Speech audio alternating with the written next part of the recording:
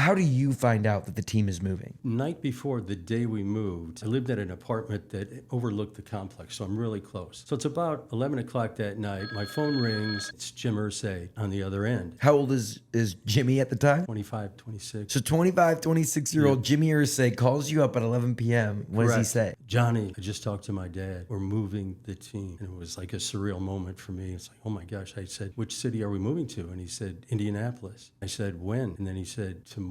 And I'm going, oh my gosh, how am I going to get this done? And he said, here's the thing about it. The city of Baltimore, the state of Maryland, they're trying to take over my dad's team through what's called eminent domain. So that was the reason why we had to do it. And it was going to be the next day. I got up early the next morning, got into work, couldn't tell anybody, shut the doors to the equipment room and just started packing everything I could. When I think about what goes into moving a team, it is like, the headquarters or the whatever, but you're like moving all the equipment and the stuff. Exactly. So, Oh my gosh. Yeah. So you get this call. Could you sleep that night before? maybe an hour. Was the state trying to take the team because you were thinking of moving?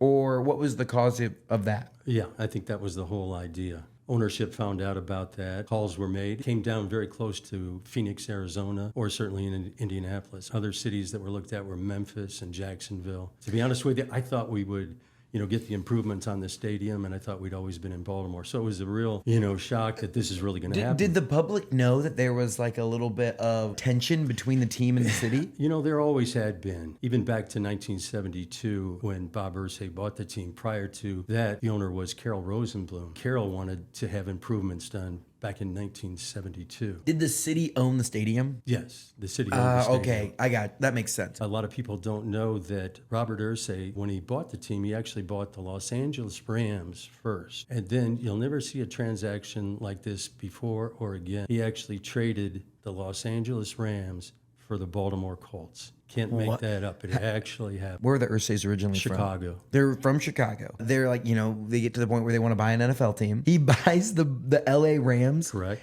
And then who does he trade with? Carol Rosenblum, owner of the Baltimore Colts. What was the thought process there? Well, Carol Rosenblum, there again, was trying to get out of Baltimore, loved the Los Angeles area. He was actually from New York. That was Bob Irsay's way of getting a team, becoming one of those special owners. And they just trade. They trade an NFL. That's crazy. No players were traded. No coaching staff was traded.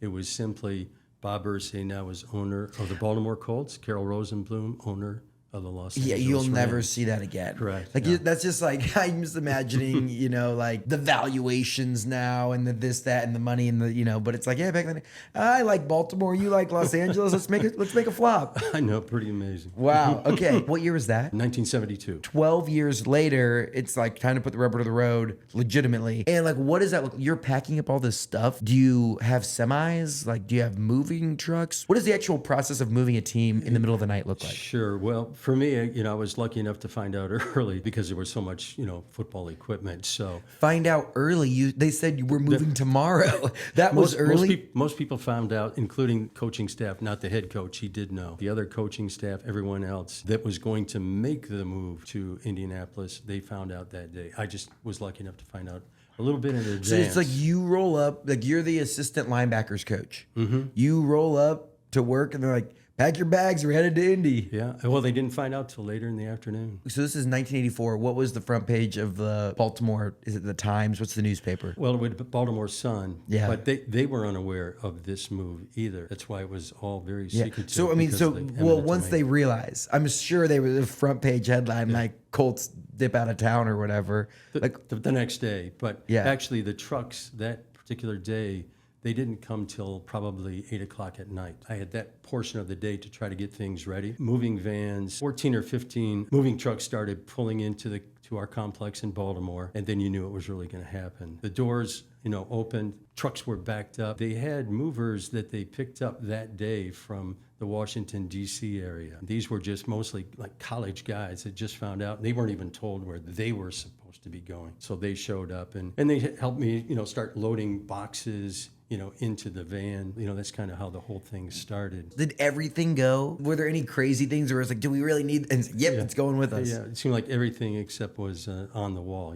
shelves, that type of thing we didn't take. Wow. But the damnedest thing about it is that night when the movers, and of course most of my stuff was already packed, I'm looking at these movers, and it was a cold night that night, and they had, you know, winter jackets on, that type of thing. And as I'm looking at these guys, honestly, it looked like they were getting bigger and bigger, and I'm going, what is going on? And I saw one of the movers, and underneath his jacket, there was a shirt, and I could see where it said Baltimore. And I knew that these guys were from D.C. They had to be Redskin fans, right? Well, come to find out what they were doing, they'd grab boxes, they'd go out on the loading dock. I'm still in the building. They'd take off their jacket, they'd put on a jersey or a T-shirt, layer after layer, and then put their winter jacket back on, and then come in and grab another box. In other words, they were ripping us off. Yeah. Did you call them out on it? I did. So, and you make them take all their stuff off? Well, I got with the foreman involved. I told him, hey, something's going on here. You know, sure enough. And how old are you at the time? 26. Are you the one that's like leading this thing? Yeah. Like there's nobody.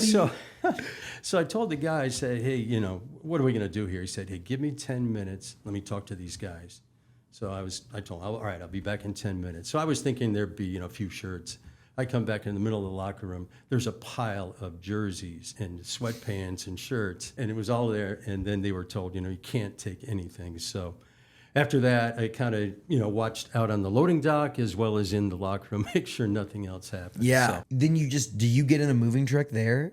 And No. Okay. So they take all the stuff. Correct. And then how long do you have to like? I stayed there until everything in my room was done. I did help the trainers a little bit with some of their things. By now, it's, you know, well into, you know, the next day. It's probably 2 o'clock in the morning. Jim Irsay came downstairs. He said, hey, are you almost done? To me. And I said, yeah, I'm just about done. He said, well, listen, you're going to be flying with me in his dad's private plane the next morning. So we need to go and get some sleep. The only problem is I don't want to go back to my house because, you know, there's been death threats and everything else on my family. We'll go to my apartment and sleep that night. So just a sleepover, you and Jim are saying. Well, yeah, and the funny thing about it is, you know, the press, they knew me a little bit.